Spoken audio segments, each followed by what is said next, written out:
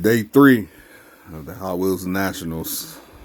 First things first, they selling old convention cars. You know, not too many, but here's what I got. They were $35 a piece. All right, invisible vending machine. I get 2 pulls. C5. It better be good. Good choice. Good choice. What I get? What I get? What I get? Oh, it was a good choice. It's Oh, and I got the green sticker. I get an extra prize. Lord. But I got that Datsun wagon mail in. Okay. Yeah. What's my prize I get? I'm sorry, the Nissan Skyline van. I'm tripping. I'm stupid.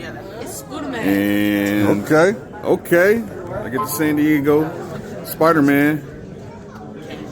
All right. Next pull. I'm not. D7. What I get? What I get? What I get?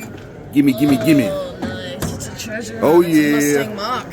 Super treasure hunt, baby. Thank you. Give me that Mustang. All right, we out of here. If you didn't see, here's what I got. I had 4 pulls. All right, and here's the dinner for Jimmy.